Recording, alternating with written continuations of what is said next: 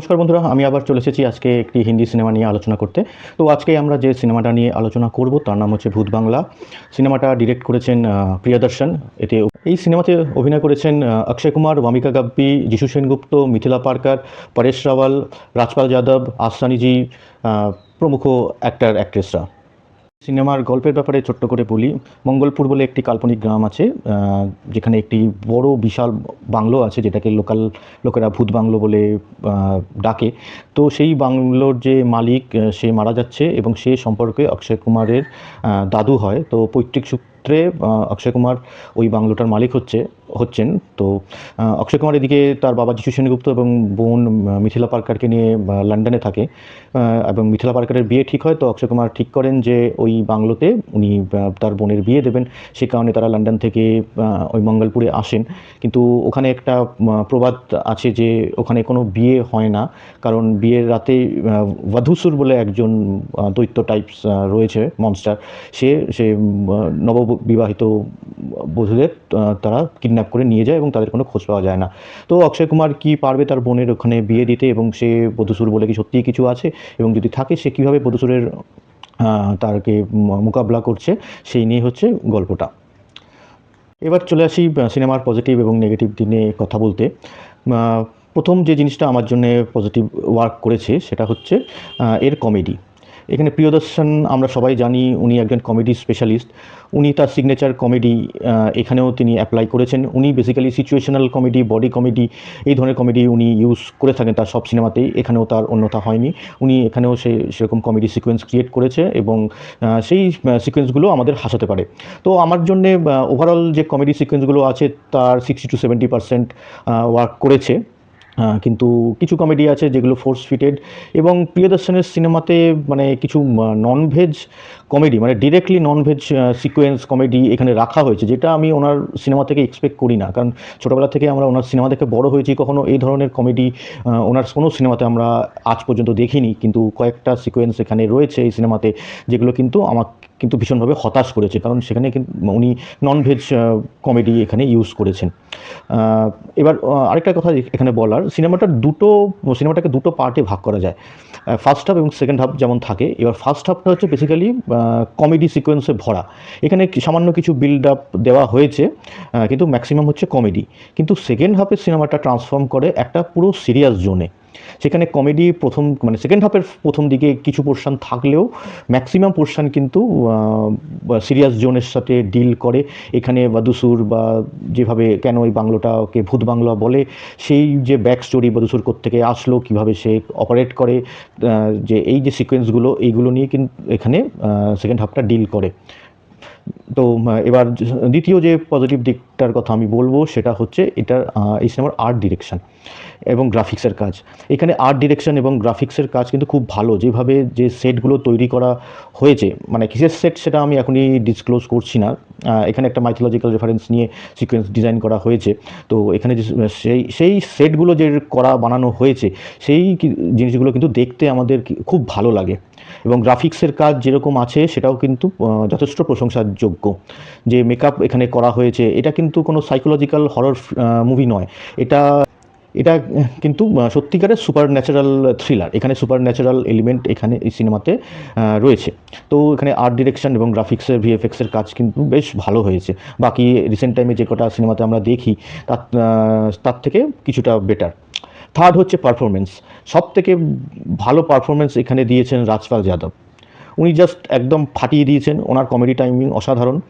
এবং তার সাথে সঙ্গত দিয়েছেন আসরানিজি, এটা ওনার লাস্ট সিনেমা ছিল।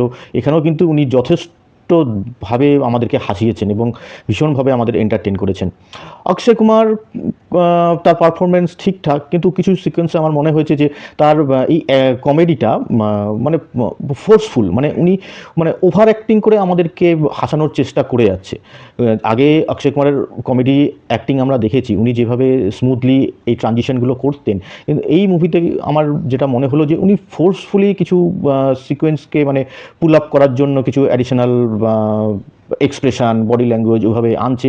এতে কিন্তু হাসির থেকে আমাদের বিরক্তিটা বেশি অনুভব হচ্ছে। ঠিক আছে। তো আমি বলবো যে অক্ষয় কুমারের অভিনয় ডিসেন্ট টু গুড।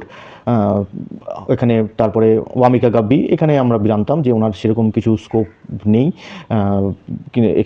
উনি জাস্ট আছেন একজন অভিনেত্রী, হিরোইন দরকার সিনেমা, সেই জন্যই আছে। এখানে তাবু আছে, তাবু খুব একটি শর্ট ক্যারেক্টার প্লে করেছেন, ঠিক আছে। যিশু সেনগুপ্তকে আমি বলবো যে এখানে অন্য সিনেমাতে যেভাবে হিন্দি মানে বাংলা বাদ দিয়ে অন্য ল্যাঙ্গুয়েজের সিনেমাতে যেভাবে ওনাকে ইউজ করা হয় তার থেকে এখানে অনেক বেটারভাবে ওনাকে ইউজ করা হয়েছে। উনি স্কোপ পেয়েছেন। ফার্স্ট হাফে অতটা সুযোগ না থাকলেও সেকেন্ড হাফে ওনার অ্যাক্টিংয়ের যথেষ্ট স্কোপ ছিল এবং উনি সেটাকে দারুণভাবে পুল আপ করেছেন। তার অভিনয় আমাদের দেখতে ভালো লাগে। তো এই জিনিসগুলো গেল পজিটিভ। এবার আমরা নেগেটিভ দিকে চলে আসি। সব থেকে বিগেস্ট ডিসঅ্যাপয়েন্টমেন্ট এই সিনেমাটার হলো যে এর ক্লাইম্যাক্স ভীষণভাবে আমাদেরকে ডিসঅ্যাপয়েন্ট করেছে। মানে যে এক্সাইটমেন্টটা আমরা প্রত্যেক সিনেমার ক্লাইম্যাক্স থেকে এক্সপেক্ট করে থাকি নর্মালি, এই সিনেমার ক্লাইম্যাক্স কিন্তু আমাদের সেই মজা দিতে ব্যর্থ। ক্লাইম্যাক্সটা হঠাৎ করে শুরু হলো, হঠাৎ করে বলবো না, মানে চলছে সিকোয়েন্স ওয়াইজ চলছে, কিন্তু সাডেন অ্যাব্রাপ্টভাবে মানে ক্লাইম্যাক্সটা এন্ড হয়ে গেল, ঠিক আছে। তো ক্লাইম্যাক্সটা যদি আরও বেশি এন্টারটেনিং হতো বা যদি আমাদেরকে আরেকটু একটু থ্রিল ফিল করাতে পারতো তাহলে জিনিসটা কিন্তু ভালো হতো। তো বিগেস্ট ডিসঅ্যাপয়েন্টমেন্ট আমি যেটা বললাম এখানে হচ্ছে ক্লাইম্যাক্স। সেকেন্ড নেগেটিভ পয়েন্ট এর হচ্ছে গান। এখানে সিনেমার মধ্যে যে কটা গান আছে সেগুলো আপ টু দ্য মার্ক নয়, স্যাটিসফ্যাকশান দিতে পারে না, শুধু এক্সেপ্ট রামজি ভালাকারে, যেটা একদম ক্লাইম্যাক্সের পরে টাইটেল কার্ডের সাথে আসে, মানে জাস্ট লাইক আইটেম নাম্বার বা যাই বলবেন আপনারা, তো সেইভাবে আসে। ওই গানটা বাদ দিয়ে বাকি যে দুটো সুন্দরী, তারপরে আরেকটা কী গান আছে আমার মনেও নেই নামগুলো, যে গানগুলো আছে সেইগুলো কিন্তু আমাদেরকে কোনো মানে মনে রাখার মতো কোনো কম্পোজিশন নয়। ওই হচ্ছে দেখতে ভালো লাগছে ব্যাস।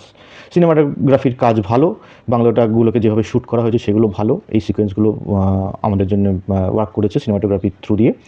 তো এই ছিল ওভারঅল আমার ওপিনিয়ন। তো আমি যদি বলি এই সিনেমাটা, ভূত বাংলা সিনেমাটা আমাদের এক্সপেকটেশন কিন্তু ফুলফিল করতে পারে না। আমার মতে সিনেমাটা একটা decent to one time good watch, ঠিক আছে, মানে মাল্টিপল ওয়াচও বলবো না, decent to one time good watch. তো আপনারা চাইলে একবার দেখতেও পারেন যে হ্যাঁ, এটা এমন কোনো রদ্দি সিনেমা হয়নি যেটা আপনারা হল থেকে বেরিয়ে বলবেন যে খুব বাজে হয়েছে, মানে আপনারা ক্রিটিসাইজ করবেন। হ্যাঁ, ক্রিটিসাইজ করার মতো জায়গা আছে, কিন্তু এমনও ক্রিটিসিজম এখানে করার মতো নেই যেটা আপনি বলবেন খুব বাজে সিনেমা। আবার বিশাল কোনো সিনেমা নয় যেটা আমরা এক্সপেক্ট করছিলাম যে ভুল ভুলাইয়া, কারণ প্রডিউসাররা এখানে ভুল ভুলাইয়ার যে ইউএসপি সেই জিনিসটাকেই এখানে আমাদের রিপিট করার চেষ্টা করেছেন। তো আমরা এটাকে ভুল ভুলাইয়ার সাথে একটু কম্পেয়ার করতেই পারি। তো যে ভুল ভুলাইয়ার যে মানে সিনেমাটিক এক্সপিরিয়েন্স ছিল, এই ভূত বাংলা কিন্তু আমাদের সেই এক্সপিরিয়েন্স কিন্তু দিতে পারে না। তো আমাদের যে এক্সপেকটেশন ছিল ভূত বাংলা, এখানে অক্ষয় কুমার, প্রিয়দর্শন আবার 14 ইয়ার্স পর একসাথে জুটি বেঁধে কামব্যাক করছে, আমরা একটা বড়সড় এক্সপেকটেশন রাখছিলাম। সিনেমাটা কিন্তু আমাদের ওই এক্সপেকটেশন ফুলফিল করতে ব্যর্থ। তো এই ছিল আমার মতামত ভূত বাংলা সিনেমা নিয়ে। তো আপনারা যারা দেখেছেন তারা জানাবেন আপনাদের কেমন লেগেছে। এই ভিডিওটা ভালো লাগলে লাইক করবেন, চ্যানেলটাকে সাবস্ক্রাইব করতে ভুলবেন না। দেখা হচ্ছে অন্য একটি ভিডিওতে, ভালো থাকবেন।